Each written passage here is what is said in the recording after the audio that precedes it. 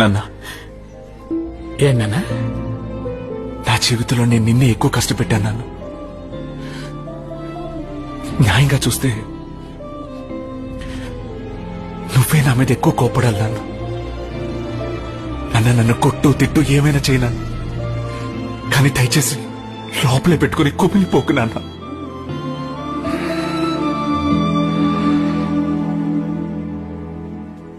చిన్న వయసులో ఊళ్ళో పరుగు పందెంలో పాల్గొన్నప్పుడు నా పక్కన పరిగెట్టేవాడు వాడు గెలవాలని నన్ను తోసేసి పరిగెట్టాడు నాన్న.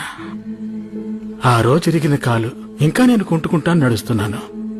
కానీ అదే తప్పు నా పిల్లోడు చేయలేదన్నప్పుడు నాకు చాలా సంతోషంగా ఉంది నాన్న.